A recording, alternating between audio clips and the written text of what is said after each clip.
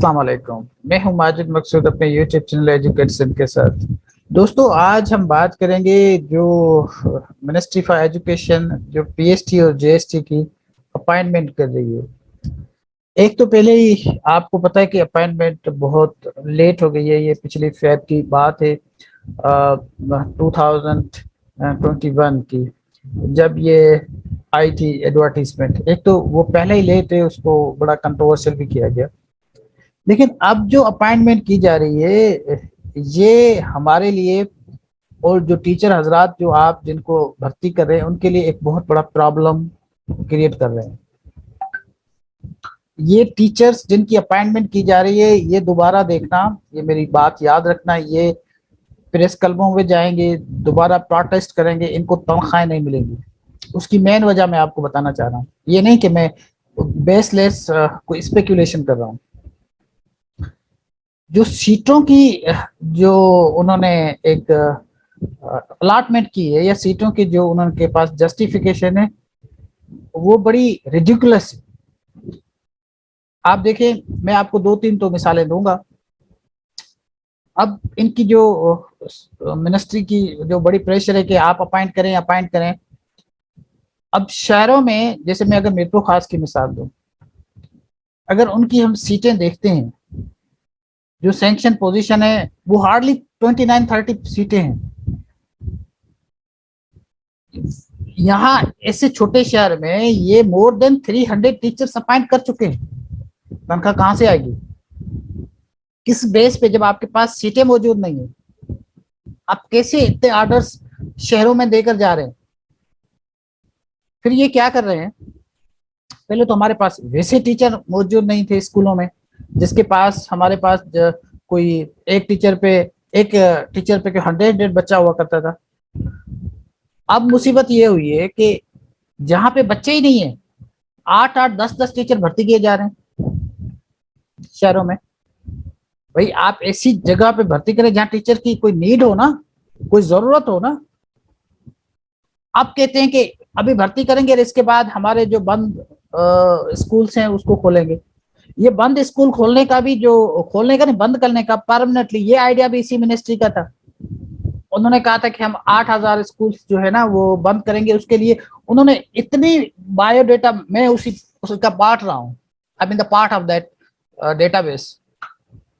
उन्होंने कहा कि ये सारे के स्कूल जो नहीं चल रहे इनको बंद करेंगे, इनको परमानेंटली बंद करेंगे। इसके लिए मिनिस्टर साहब ने बड़े, जिसको कहते हैं ना कि एक जस्टिफिकेशन दी। भाई, वो एक कमरे के स्कूल्स हैं, उसमें ये है वो है, इसको हम बंद करेंगे, और ये बदनामी का जो है वो हमारे लिए एक दौग है।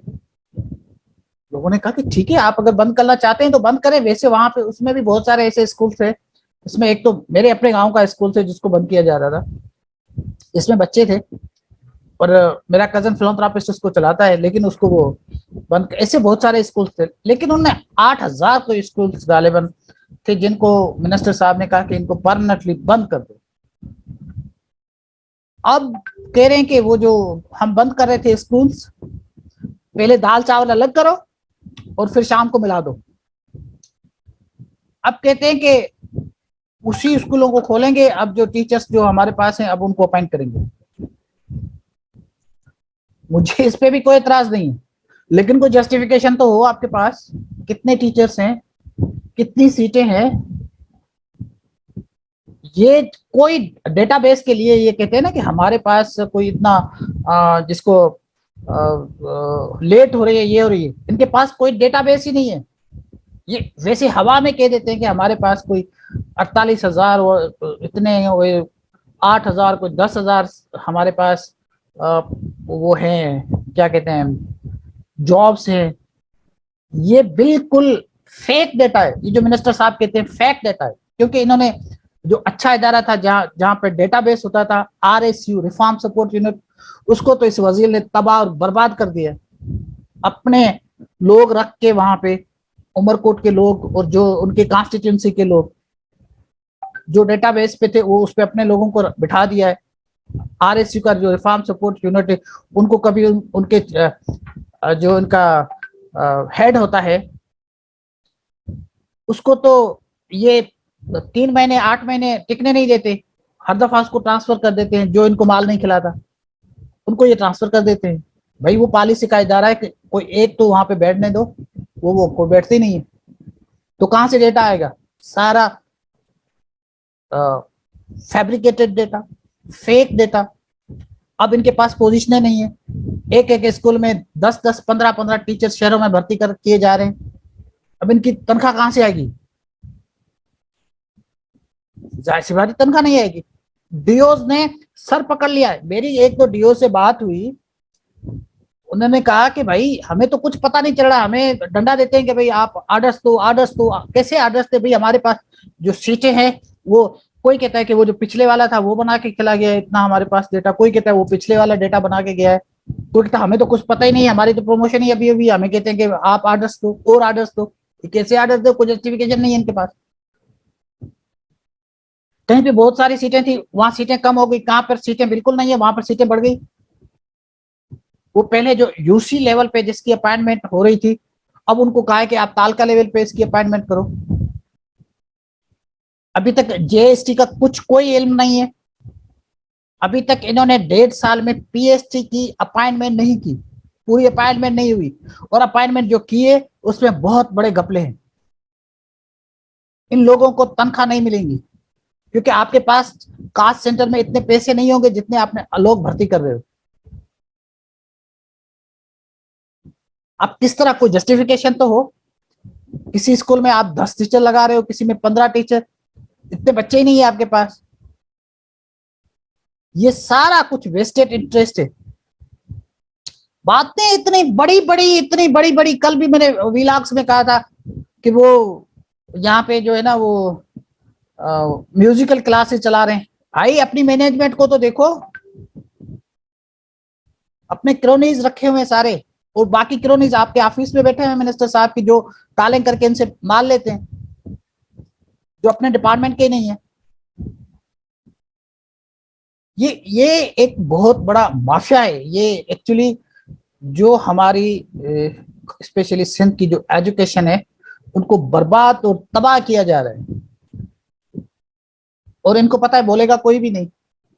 वो जैसे मैं पहले भी बता चुका हूँ, यहाँ पर वेस्टेड इंटरेस्ट है। वो कल्चर मिनिस्ट्री के थ्रू सारे जो लिखने पढ़ने वाले लोग हैं उनको इसने खरीदा हुआ है।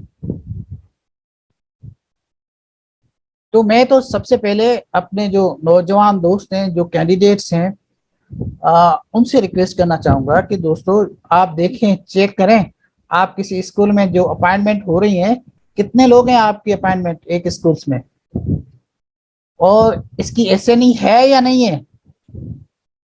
आपको ऐसे तो नहीं रखा जा रहा। और एक एक डीओ साहब ने मुझे बताया कि बहुत सारी ऐसी पोस्टें जो पीएचडी की हैं वो उसमें है, अपना मिडिल स्कूल्स में है, जहाँ पे जेएसटी को रखा जाता है। इनके पास, इनको इनको ये नहीं पता कि टोटल सीटें हैं कितनी। ऐसी हवा में बातें कर देती हैं, इतनी सीटें, इतनी सीटें हैं, इतनी सीटें हम रखेंगे। तो भाई कहीं तो स्टॉप करो, कोई तो लॉजिक बताओ, कोई तो आप हमें किसी तरह की कोई ऐसी बात बताएं जिसको लोग सराहे भी सही कि भाई आपने इतनी अपॉइंटमेंट कर दी है। बच्चे बेचारे भागते फिरे फाइलें लेकर, एक ऑफिस दूसरी ऑफिस, डीओ की, टीओ की, कभी कहाँ अपॉइंटमेंट हो ही नहीं रही। अभी आपको मैं आपको लिख के देता हूँ इनकी अपॉइंटमेंट। ये यो पता नहीं कितनी मरतबा ये कह चुके हैं कि हम जो है वो अगस्त में अपॉइंटमेंट खत्म कर देंगे और नए एकेडमिक ईयर में टीचर्स आ जाएंगे। कभी नहीं आएंगे, सवाल ही पैदा नहीं होता। ये टीचर जो इन्होंने कहा है ये भर्ती नहीं कर पाएंगे। फिर अपने जो इनके होंगे क्रोनीज, जो जानने वाले पॉलिटिकल कॉन्स्टिट्यूंसी के लोग, उनको जरूर ये भर्ती करेंगे। कोई मिनिस्टर का बंदा होगा उसको भर्ती करेंगे। बहुत सारी ऐसी रिपोर्ट्स आ रही हैं जिसमें जिनकी बच्चों की नंबर्स 30 और 30 और 40 के दरमियान है, 40 से कम है, उनके भी आर्डर्स निकल रहे हैं। ये पता चल जाएगा। क्योंकि मैं आपको एक बात और बता रहा हूँ कि ये सारी चीज पब्लिक है ना, सबको पता है कि इसके नंबर्स कितने हैं, इसके नंबर्स कितने हैं, इतने मार्क्स कितने हैं। मेरे पास डेली इस तरह के लोग, बच्चे जो है ना इन्फॉर्मेशन देते हैं, सर इनकी नंबर्स तो इतने, इनका मेरिट में कैसे नाम आ गया? इसीलिए कि इसका कोई बच्चा, जो इसका कोई चाचा, कोई मामू, कोई सेक्रेटरीट में काम करता है, कोई मिनिस्टर्स के पास है। ये इसको ये नहीं रोक रहे, अभी बिल्कुल नहीं रोक रहे। कल ये बिल्कुल जब एक क्लेश होगा, जब बच्चे, ये यही हमारे जो टीचर्स हैं, ये 1 साल 8-10 महीने के बाद जब इनको तनख्वाहें नहीं मिलेंगी, ड्यूटी तो इनको करनी नहीं, वो तो उनका ऑब्जेक्टिव ही नहीं है वजीर साहब का कि ये स्कूल जाएं, वो तो जाएंगे नहीं। अब पेट्रोल इतना महंगा है, जो लोग शहरों में शिफ्ट हो चुके हैं, आप समझते हैं कि वो जाएंगे? आप समझते हैं कि वो डेली कोई 700-800 रुपए का किराया भर के जाएंगे, जाके पढ़ाएंगे? सवाल ही पैदा नहीं होता। आपने तो वही रखे हैं ना, हार्ड एरियाज में भी इस तरह के टीचर रखे हैं जो शहरों में रहते हैं। हार्ड एरियाज का तो मतलब ये होता है ना कि आप टीचर वो रखें जो वहां रहते हो। आपने तो हार्ड एरियाज के वो टीचर रखे हैं जो कराची में रहते हैं, जो हैदराबाद में रहते हैं, और बाकी छोटे मोटे शहरों में रहते हैं, लाड़काना में रहते हैं या सखर में रहते हैं, वो शिफ्ट हो चुके हैं। वो आप समझते वो वापस जाएंगे? और इतना आपका सिस्टम कोई अच्छा है कि वो वापस जाके उधर पढ़ाएंगे? ये सवाल ही पैदा नहीं होता। लोकल टीचर तो आपने रखे नहीं, हार्ड एरियाज में वही रखे हैं जो शहरों में शिफ्ट हो चुके हैं। अब पेट्रोल आपके पास 250-300 रुपए का लीटर होगा, बाइक पे जाएगा, उसके 500-600 रुपए का खर्चा होगा डेली का, जो आप 8 महीने 1 साल की तनख्वाह नहीं देंगे, वो फ्री में जाएगा 1 साल पढ़ाने के लिए? सवाल ही पैदा नहीं होता। ये सिर्फ और सिर्फ एक एक मतलब है कि फिर वजीर साहब खड़े होकर कहते हैं कि यार मैं तो नहीं पढ़ाऊंगा, टीचर पढ़ाएंगे। भाई तुम्हें किसने कहा है कि पढ़ाओ? तुम ये जो काम तुम्हें तुम्हारे करने के वो करो ना भाई, जो काम तुम्हें सीधे करने के लिए, हम तो उसी की बात कर रहे हैं। तुम कहते हो कि हम म्यूजिकल क्लास चलाएंगे, मैनेजमेंट आपके पास है ही नहीं। मैनेजमेंट बिल्कुल तबाह और बर्बाद है, अपने अपने क्रोनीज को रखा हुआ है अंदर, जो माल बना रहे हैं। जिस इदारों को देखो तालीम का, वो तबाह, वो बोले ट्रेनिंग का इदारा हो तो बर्बाद और तबाह। वो अगर डिस्ट्रिक्ट डायरेक्टरेट हो और रीजनल डायरेक्टरेट्स हो, वहां पे क्रोनीज बिठाए हुए हैं इनके, किसी को कोई ठेका दिया हुआ है, किसी को कोई ठेका दिया हुआ है फर्नीचर्स के लिए। फर्नीचर में कल भी बता रहा था कि वो जो ज्यादा माल देता है उसको फर्नीचर का ठेका दिया जाता है, स्कूलों में फर्नीचर नहीं है। पता नहीं ये कब तक चलेगा ये सारा काम।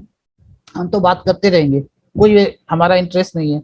हम सिर्फ लोगों को सेंसिटाइज करना चाह रहे हैं कि ये इस वजीर के पास न विजन है, न इसको, ये मिनिस्ट्री, इसका इंटरेस्ट सिर्फ कल्चर मिनिस्ट्री को चलाना है और अपना काम बनाना है। ये सिर्फ एजुकेशन मिनिस्ट्री से माल बना रहे हैं अपने इलेक्शंस में लड़ने के लिए।